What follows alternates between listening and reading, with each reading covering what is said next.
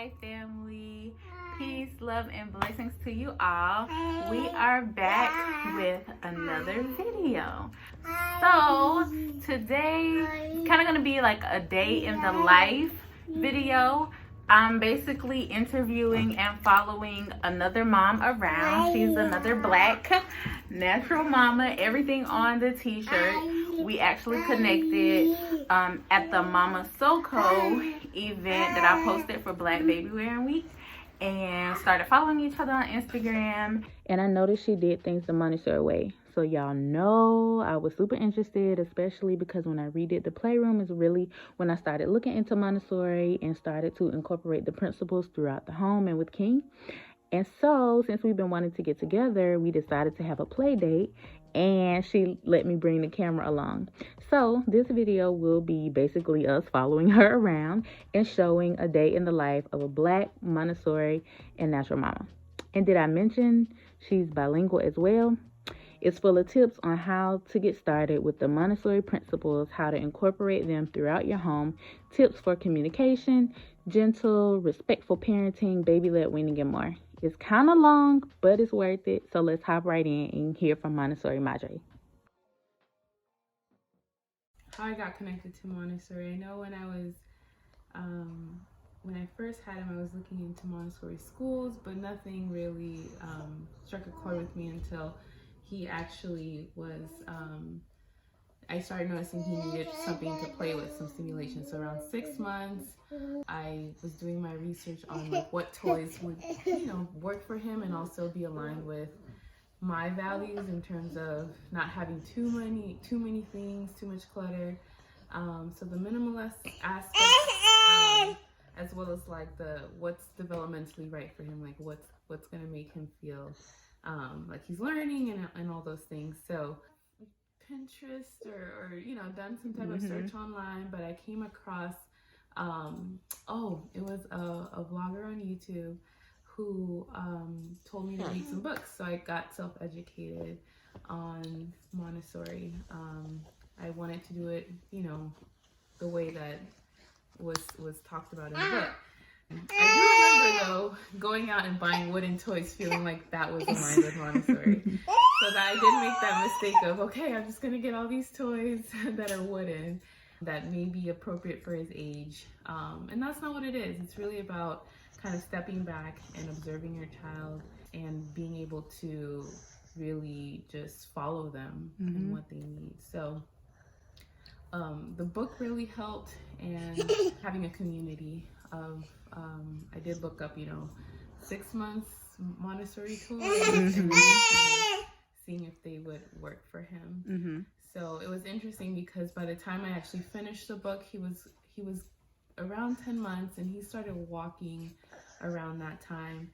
And so the shelf was like growing cobwebs.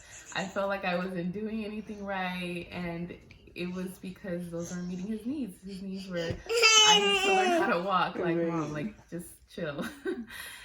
Basically, he was running around this whole apartment. We ended up, ¿Qué pasó, papá? ¿Quieres leche? See? Okay.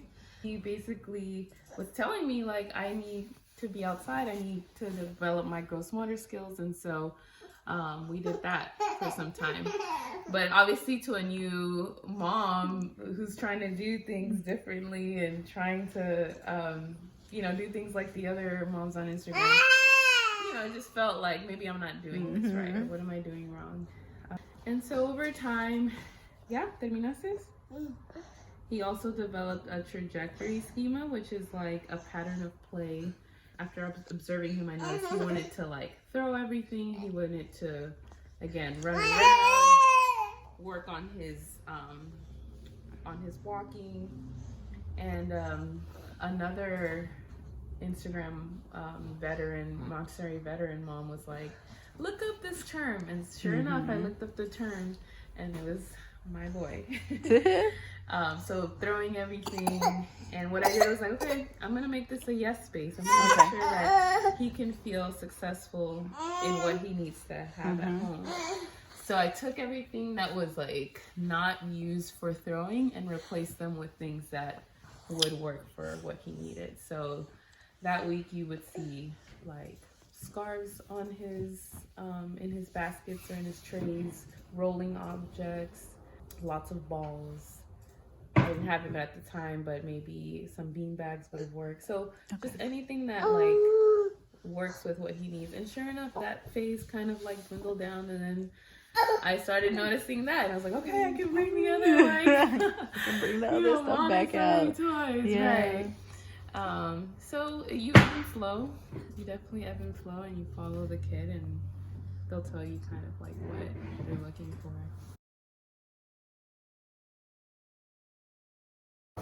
One of the things that I learned through the block that I was trying to find for trajectory student was like, you know, what to do with a child who has one. And it was like throw things off a ledge. So the other day we like got acorns and we just started throwing them down the steps and throwing them off the ledge. And it was like so fulfilling for him. He was laughing, he was smiling, he was tracking, like he was using his fine motor skills. So it's really like, how do I figure out my kid and then figure out how to make it, you know, experience. Yeah. Another thing that drew me into the Montessori way of, which I think I mentioned, was just one of the emphasis on focus. So before I became a stay-at-home mom, I was a school social worker as well as a therapist. I was working at a like low-income school in the city, and I noticed obviously the amounts of ADHD, you know, diagnoses that were happening. Obviously, there's so many reasons that, you know, there's so many reasons for that, but I wanted to make sure that I could do as much for my child to help him overcome some of those statistics being a Black boy. So that's why it was very important for me to Montessori at home from a social rights, social justice perspective. That's good. Because there's just been so many things against, you know, children being able to succeed with learning. So. Right. And that's one of the biggest pieces of Montessori education. It's like, how do you follow the child so that he feels, you know, confident and excited about learning. This is gonna be so good. He's already exploring stuff. Mary. Huh?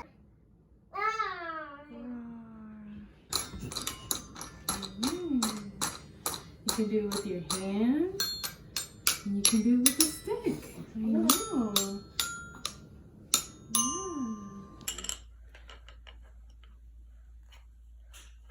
Go.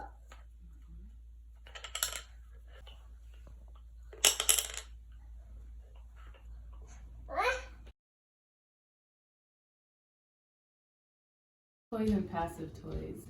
And an active toy requires a child to be passive in play. So it's a little flipped, but an active toy basically acts as entertainment for the child. And so the child is being very passive in the way they play. Versus the other way around, where a passive toy requires a child to be very active in play. And so that's where you see a lot of the work happening. So for instance, a ball is passive, which means he has to throw it, he has to make it, you know, roll, he has to see what it can do, he makes sounds with it. And a toy that has a button or lights, those are things that make the child sit back and watch and be entertained, kind of like a tablet or you know. So you want to be thoughtful of how much, you know, if you're trying to transition to a more active play for your child, how do you just take mental note of what you have at home so that he can be more, you know, active in play. So what I like to say is, you don't always have to, you know, get rid of all the toys that require batteries or that are plastic, but what would happen if you take the battery out? Can they still engage with it in a way that's active? So some toys you can. Some toys, you know, I've seen puzzles where if you put the puzzle in the piece, it'll, you know, say A, B, C, you know, whatever. But if you take the battery out, you can still use it as a puzzle. And there's other ones that they can manipulate using their fine motor skills, but in a way that doesn't deter them from the focus of doing their skills, if that kind of makes sense. So I feel like that's a really good tip for me or somebody who might have already had a bunch of toys or a bunch of stuff, for feeling like we don't have to throw everything away and go buy all new wooden everything. So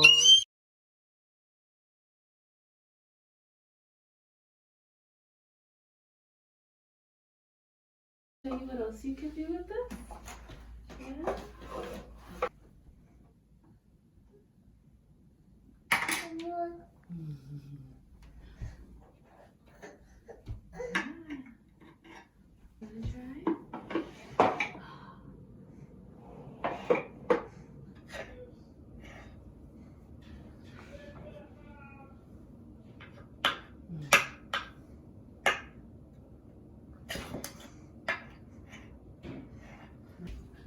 Yeah, we're showing King the coin box.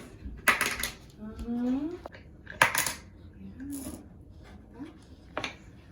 Now we need more coins. Let me take the coins out first. And then we put the box back in.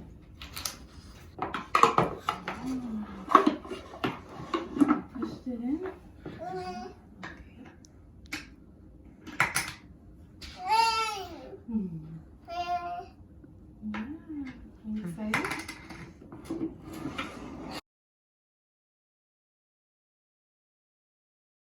good job is the hard part. Yeah, good job is hard for, I think, most parents who, you know, weren't taught not to say right. good job. I know I had to unlearn that for sure. And so it's really trying to figure out what can we say instead of good job, and noticing when our children actually put it back inside. I saw that. Yeah. Now you're banging on the blocks. So, for instance, have you noticed within this period right now that you've been looking for your prize? Just now? So there's ways to tell when you're noticing what he's doing. Papa. So right now I'm radioing what he's doing, so you put it back in the box. You're really enjoying taking that out and putting it back in. Okay. Go. Yeah. Go.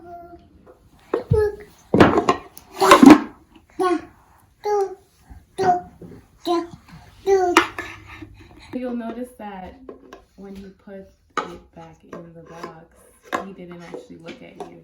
He just kept working. And I think that's the big point of a Montessori education, especially at this age, is helping them with their focus. And sometimes when we interrupt by praising, they lose that focus and that motivation to keep going.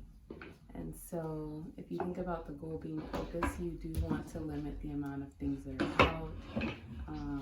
Even right now, what I could be doing is putting things away to help them focus. ¿Qué pasa, papá? ¿Ah? No, tú quieres jugar con el patito. Producing one thing at a time can help them feel a little bit more focused on one thing. Versus right now, he's a little overwhelmed with all of the great, instruments that are there for him at the same time. So usually what I do, it sounds like he stopped playing with us. Or maybe not. Let's see.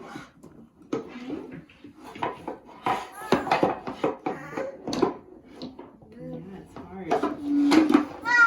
Yeah. Oh, you're going to show it to your mother? Okay. I'll bring you some coins in case you want to try.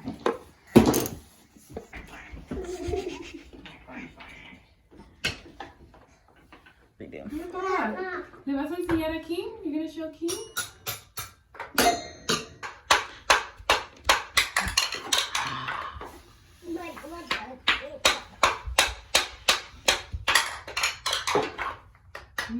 You're looking for a hammer.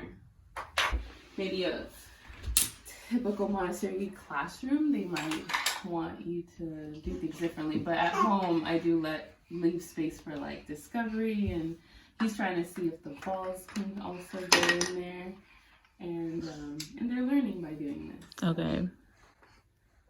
This makes me think that I might have too much stuff out at home, though, because he's all over, like bouncing from one. Right now? Oh yeah. It's doing really well.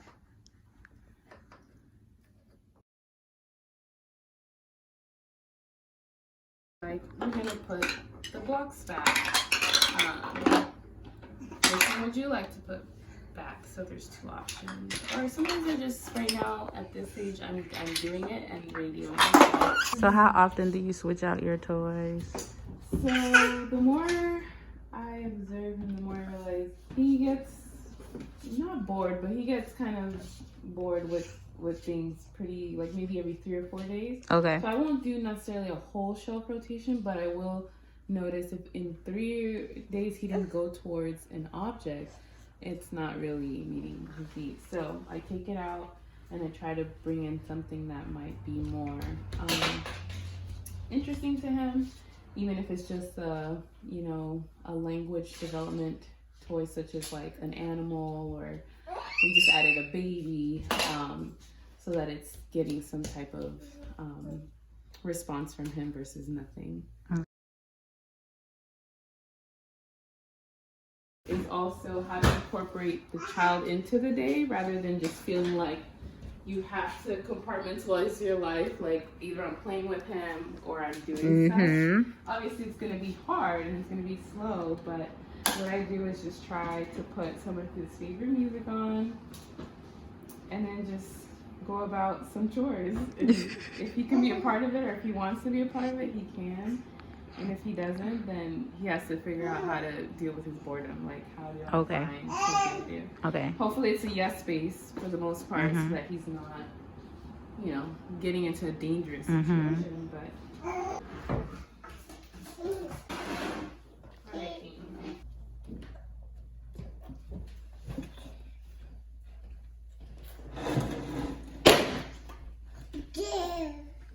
Chair.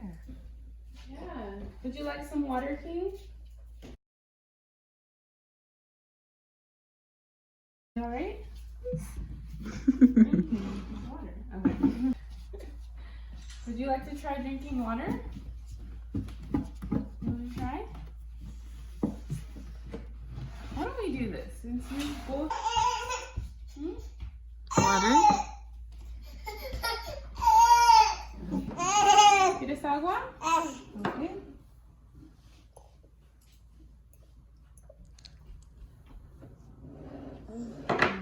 ¿Quieres más agua? ¿Un poquito más?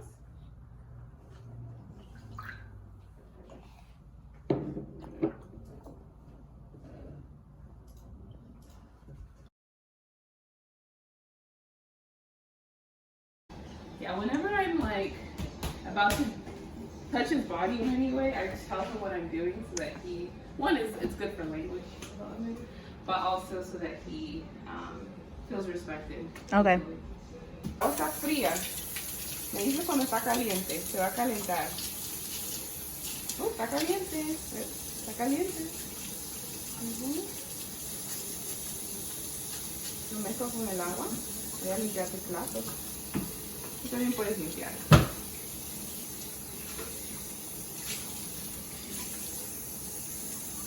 Moja tu... You have the trajectory schema. Running water is like... Oh, I was about to say, funny. King loves running water. I'm like, your experience is a lot less messy than mine was, because we had water everywhere. Yeah, I was like, let's just turn it down a little bit so we're not wasting so much water, because this is insane.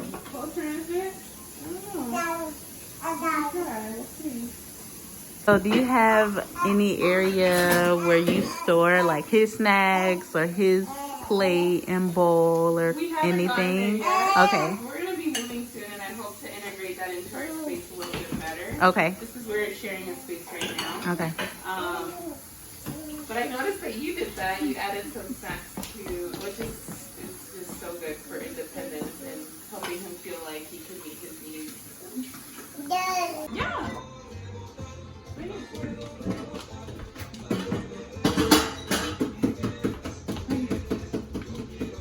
Oh, yes. Thank you for your help. Close it.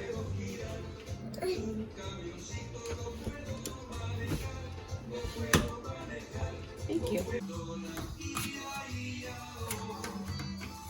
See?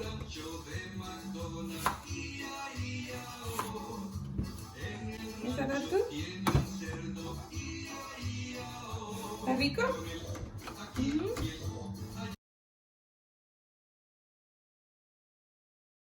Climb our chairs, okay? You can climb something else. Thank you, Pete. Thank you. Put this away. Yeah, we'll put this away. Okay. Then you provide the opportunity to climb. In whatever way that is, like you don't have to go out and buy a whole climbing, set. But maybe it's putting cushions on, the floor. That's smart. Or, getting something that's affordable like mats so that you can stack up and they can jump off. Okay.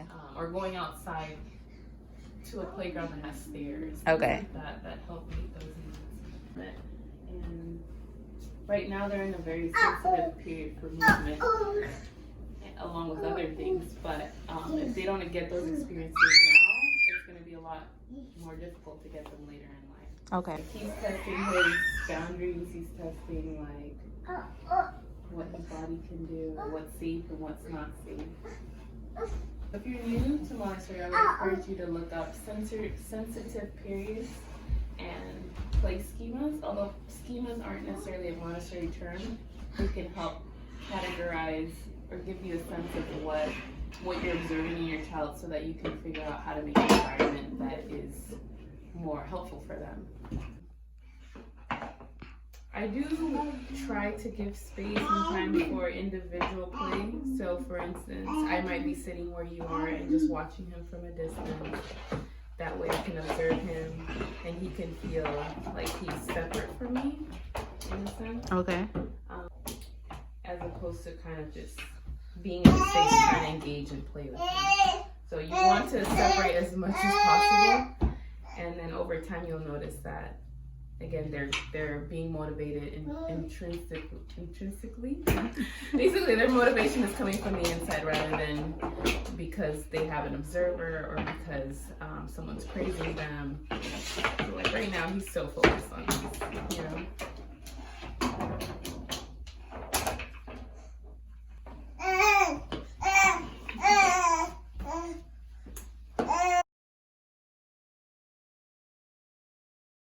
at you because he was frustrated, and you can radio what was happening. Like, yeah, you guys both want to play with the same toy. It's frustrating when that happens.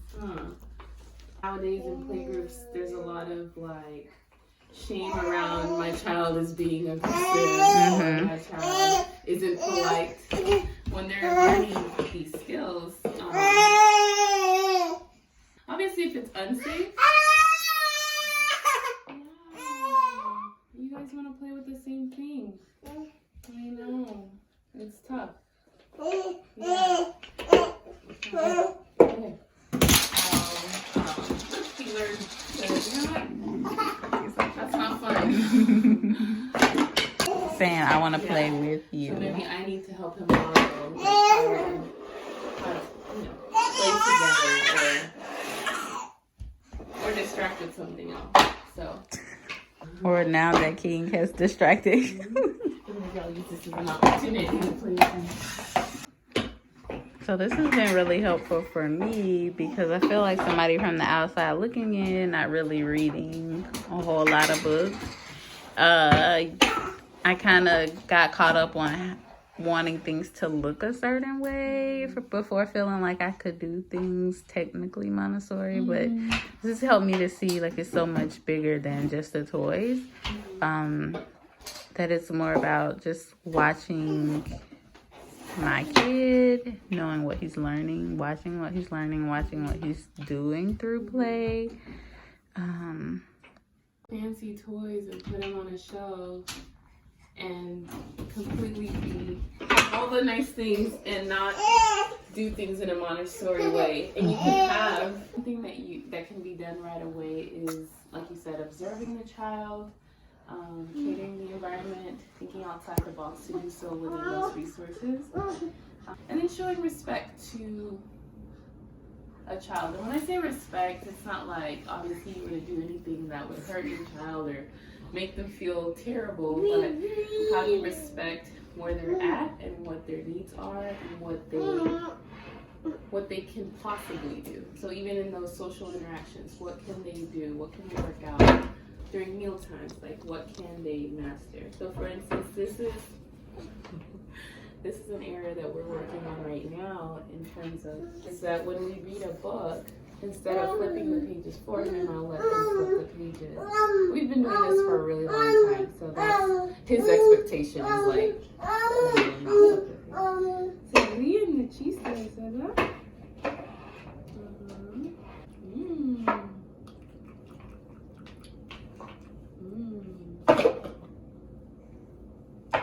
Van a pasear, van a pasear, van a nadar.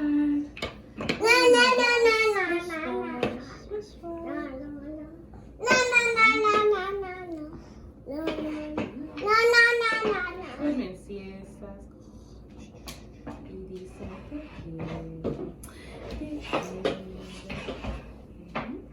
¿terminaste? El fin. Okay. ¿Ponemos el libro en su lugar? ¿Ponemos el libro en su lugar? ¿Sí? So we just started working on this. A ver, pon el libro en su lugar. Ajá. Así. Oh, ¿lo tiraste? A ver, yo te ayudo. Yo te ayudo. Okay? I'll help you. A ver.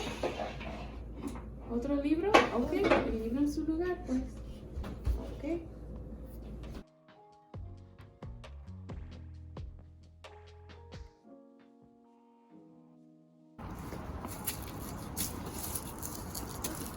This is he's learning to maneuver his daughter.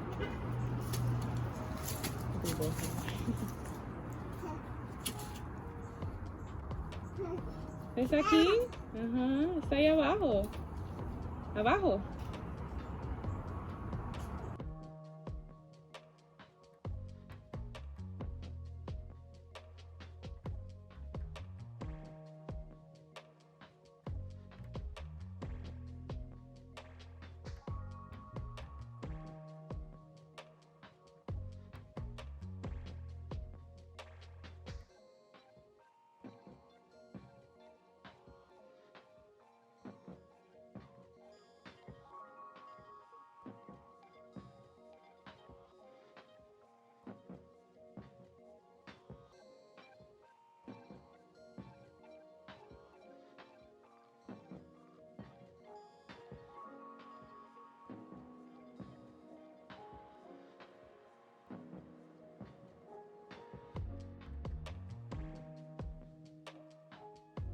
Just getting informed, and it was really helpful to form a community.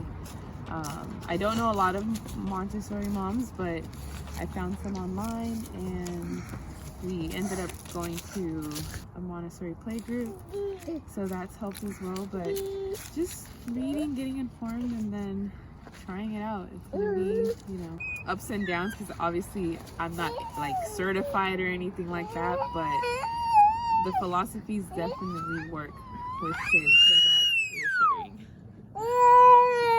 So you can find me at Montessori_Madre on Instagram, and you'll see a little bit about our journey into being a Montessori at home family, as well as some bilingual tips on being a bilingual parent, and just all things natural parenting. Yay! So thanks for having us over. We really enjoyed it. Say bye-bye. Say bye-bye, guys. Bye-bye.